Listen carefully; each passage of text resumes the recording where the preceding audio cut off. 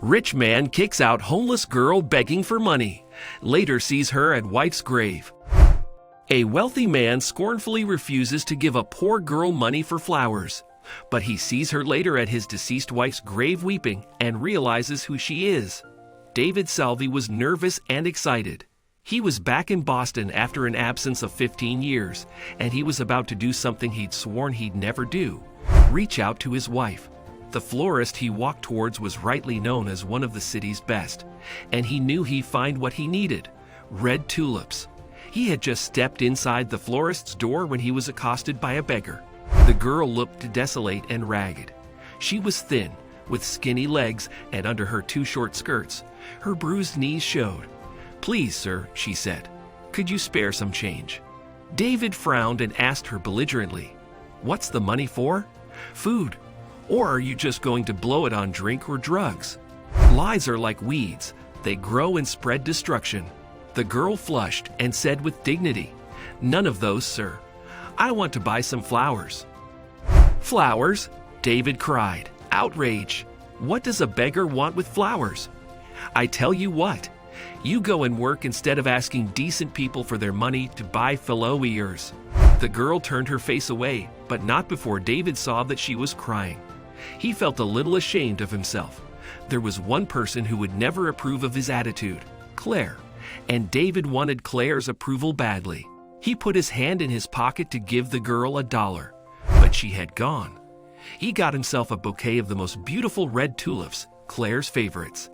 Claire, the love of his life, his wife who he hadn't seen for 15 years. David had loved Claire from the moment he saw her dancing at a concert, her hands up in the air, her long hair swirling around her like a silken cape. He'd walked up to her, and they had looked into each other's eyes, and they knew. He and Claire had married 3 weeks later, but he only broke the news to his parents when he went back for Thanksgiving, without Claire. He blurted it out at dinner: "Mom, Dad, I'm married." His father's jaw dropped, and his mother spilled the wine on her white linen and lace heirloom tablecloth. "What, het?" she gasped. "Married?" David smiled nervously. "Her name is Claire Farrow. She's Claire Salvi now. She's beautiful and funny and smart. She's a law student." "Who is her family?" asked David's mother. "Where do they come from?" "Well, she's an orphan, Mom," David explained. "She was raised by nuns in an orphanage." "An orphan?" asked his dad, frowning. "That doesn't seem to be the sort of girl we expected you to marry, David." "Dad, Mom, I love her," David cried. "I'm not marrying her family, whoever they might be." David's parents were furious. They demanded that he drive right back to Boston and fetch that girl so they could take a look at her. "I don't want you mistreating her, Mom," David cried. "She's my wife."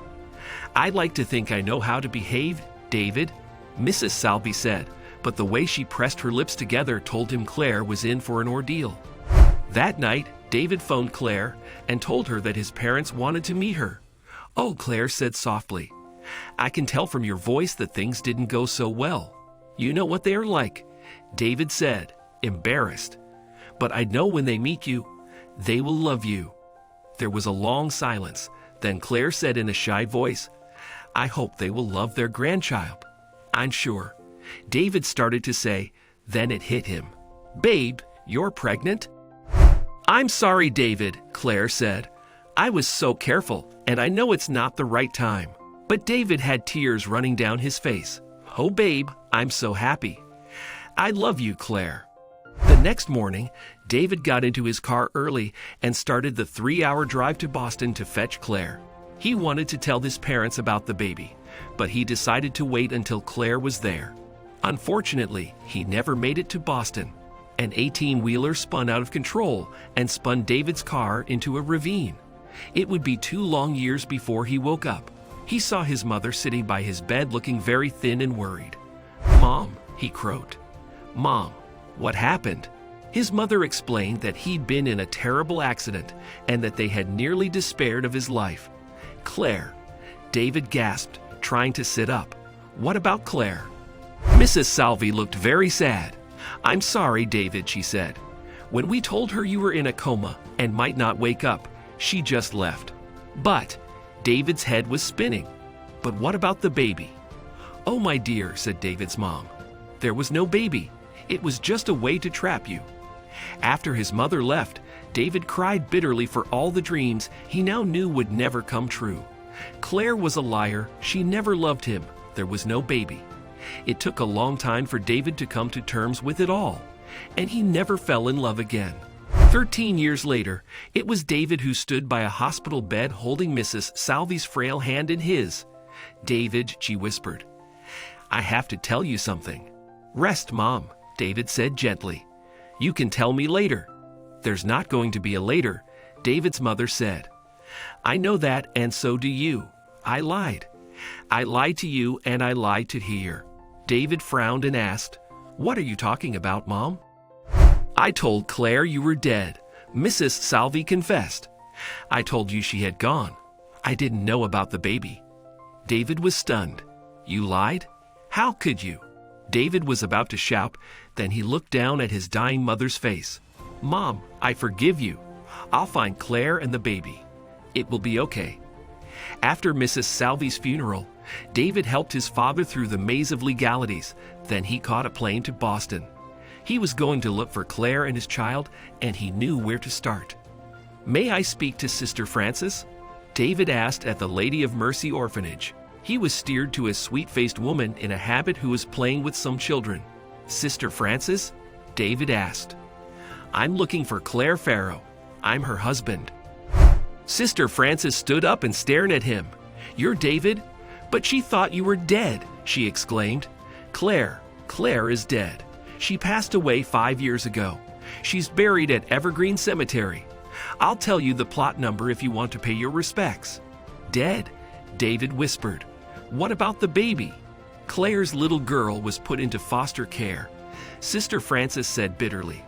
"We tried to keep her, but they placed her with a family. We lost track of her. A girl." David whispered and looked down at the flowers clutched in his hand. "At least I have her favorite flowers." David left the orphanage in a daze of grief and caught a taxi to Evergreen Cemetery. He started looking for Claire's grave and found it nearly an hour later. As he approached, he saw that there was someone there. It was the girl from the flower shop. She was kneeling by the grave, pulling up weeds and talking softly. "I'm sorry, Mommy," she said. "I couldn't get tulips today, but I have some daisies." The girl held up a limp little handful of wild daisies in her hand and placed it reverently on the gravestone.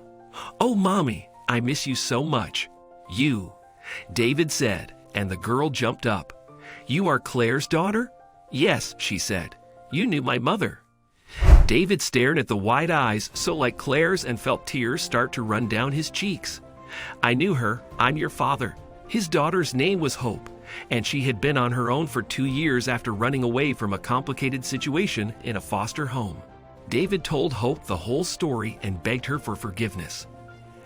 "I'm here now," he said. "You'll never be alone again." Together, David and Hope placed the lovely tulips on Claire's grave, and then he took her home to meet her grandfather.